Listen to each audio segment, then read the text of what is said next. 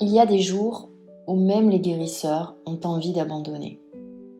Même ceux qui portent la lumière, même ceux qui accompagnent les autres, même ceux qui savent lire les énergies, ressentir les blessures invisibles et remettre de la conscience là où il y avait de l'ombre. Parce qu'à force de donner, on finit parfois par s'oublier soi-même. Et peut-être que ces derniers temps, tu t'es demandé si ça valait vraiment la peine de continuer. Pourquoi c'est si lent ? Pourquoi tu donnes autant d'énergie sans toujours voir les résultats ? Pourquoi certaines personnes semblent réussir si facilement pendant que toi, tu tiens encore debout uniquement grâce à ta foi intérieure ? Alors aujourd'hui, écoute-moi bien, ce message est peut-être exactement celui que ton âme avait besoin d'entendre. Bonjour et bienvenue sur le podcast Lumière Divine. Moi c'est Céline, je suis médium, je suis numérologue. Et moi, ma mission, c'est d'accompagner les thérapeutes holistiques, les énergéticiens, énergéticiennes, tous les praticiens qui travaillent avec les énergies, de les aider à comprendre réellement qui ils sont, quelle est véritablement leur mission, pourquoi ils sont là, et de les aider à incarner cette mission pleinement, à réveiller en eux toute leur lumière, tout leur pouvoir divin, pour justement chasser l'ombre qui nous entoure. Et alors, chasser, c'est peut-être un mot fort. On va plutôt dire pour transformer l'ombre en lumière. Ça sera plus doux. Et je m'excuse aujourd'hui, je ne sais pas si tu te rends compte, mais ma voix a un peu changé. Parce que je suis en train de libérer des choses et mon chakra de la gorge me titille un petit peu. Donc excuse-moi si parfois tu ne reconnais peut-être pas ma voix. Voilà. Allez, donc c'est parti, allons-y. Pourquoi tu ne dois pas abandonner ? Parce que non, tu ne dois surtout pas abandonner. Pas maintenant. Pas après tout ce que tu as traversé pour devenir la personne que tu es aujourd'hui. Tu sais, les métiers de l'énergétique ne sont pas des métiers comme les autres. Tu ne vends pas simplement une prestation, tu tiens un espace. Tu absorbes des émotions, tu portes des fréquences, tu accueilles des douleurs que beaucoup seraient incapables de regarder en face. Et ça demande une force immense, une force silencieuse. Le problème, c'est que beaucoup de thérapeutes et d'énergéticiens traversent une phase où ils commencent à douter de leur valeur. Parce que le mental regarde les chiffres, les rendez-vous, les vues, les abonnés, les résultats visibles. Mais l'âme, elle, mesure autre chose. Elle mesure l'impact invisible. Cette personne qui a recommencé à respirer grâce à toi. Cette femme qui a retrouvé confiance après une séance. Cet homme qui a enfin réussi à lâcher une souffrance qu'il portait depuis des années. Tu ne vois pas toujours l'onde de transformation que tu crées, mais elle existe. Et laisse-moi te dire quelque chose d'important. Le fait que ce soit difficile ne veut pas dire que tu es sur la mauvaise voie. Souvent les plus grandes missions viennent avec les plus grandes traversées. Parce qu'avant d'incarner pleinement sa lumière, on est presque toujours confronté à ses propres ombres. Le doute, la peur du rejet, le syndrome de l'imposteur, la peur du manque, la fatigue émotionnelle, le sentiment d'être incompris. Tout ça fait partie du chemin. Mais ce n'est pas une raison pour abandonner. C'est une invitation à devenir encore plus aligné. Et peut-être qu'en m'écoutant, certains se disent « C'est bien beau tout ça, mais en attendant, les factures, on les paie comment quand on n'a pas assez de clients ?»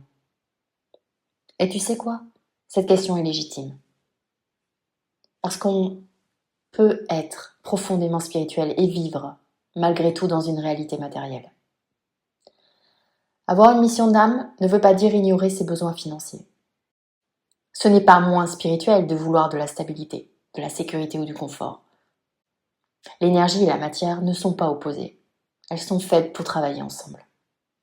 Alors si aujourd'hui ton activité ne te permet pas encore de vivre pleinement, ne culpabilise pas.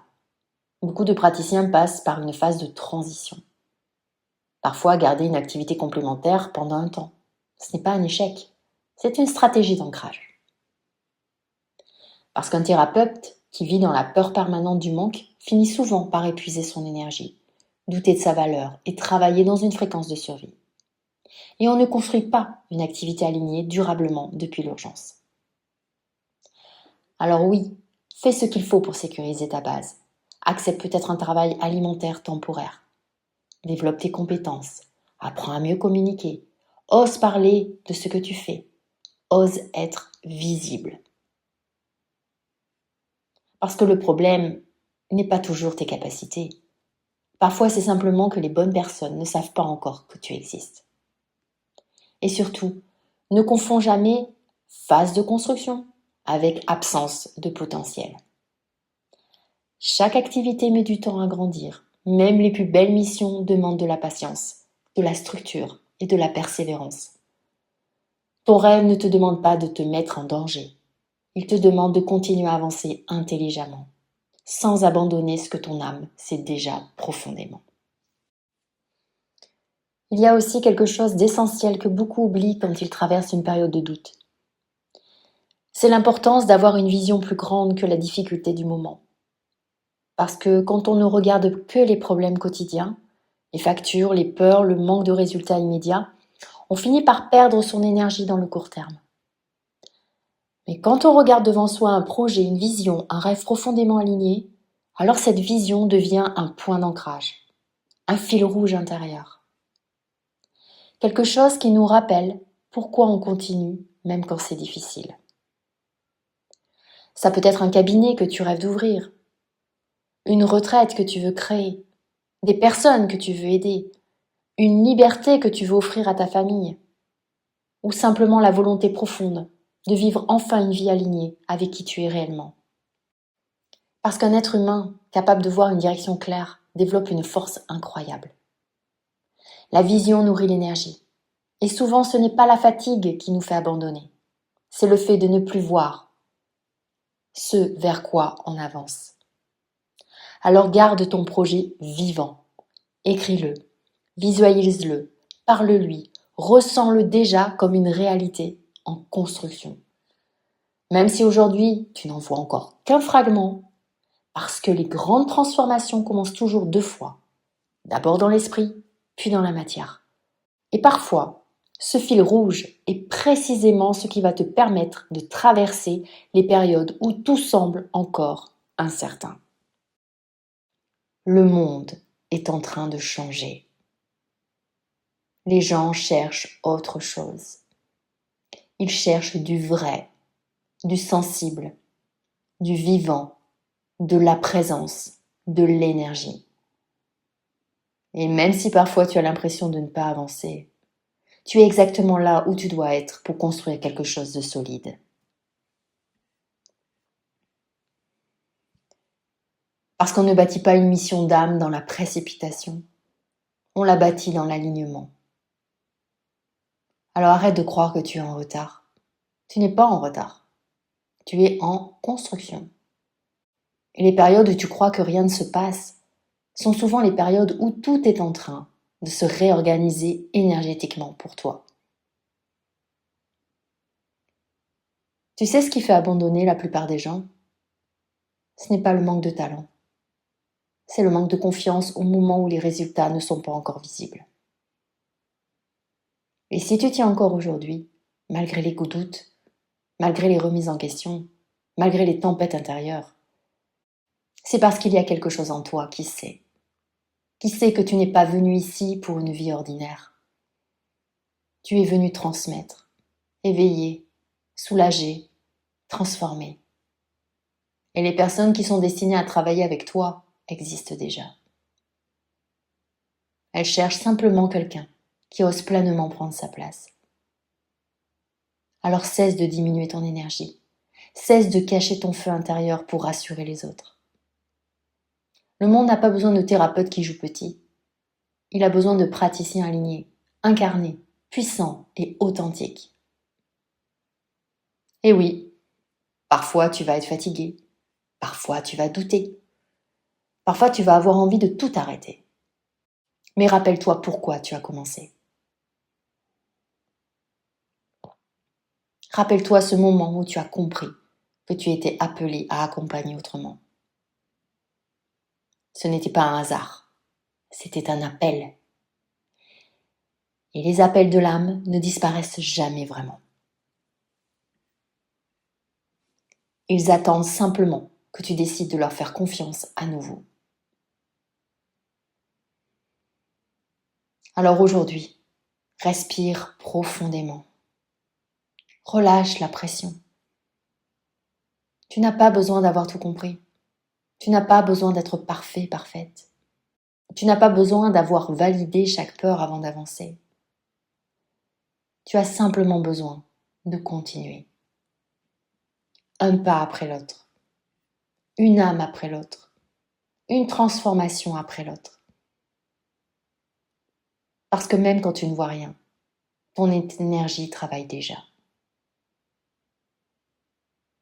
Et peut-être que tu es beaucoup plus proche de ton expansion que tu ne l'imagines. Et j'ai aussi envie de te dire quelque chose de plus profond. Quelque chose que beaucoup ressentent aujourd'hui sans toujours réussir à le mettre en mots. Nous vivons dans une époque où l'ombre est extrêmement présente. La peur, la division, la violence émotionnelle, le vide intérieur, l'anxiété, la déconnexion, le manque de sens. Regarde autour de toi. Beaucoup de personnes avancent sans lumière intérieure, sans repère, sans paix réelle. Et c'est précisément pour cette raison que les thérapeutes, énergéticiens, guérisseurs et accompagnants sont essentiels aujourd'hui. Parce que votre rôle n'est pas simplement de faire des séances. Votre rôle est de réintroduire de la conscience là où il y a de l'inconscience. De remettre de la lumière là où l'ombre a pris trop de place. Mais pour ça, il faut arrêter de rester prisonnier de sa propre impuissance. Oui, tu as vécu des épreuves. Oui, tu as douté.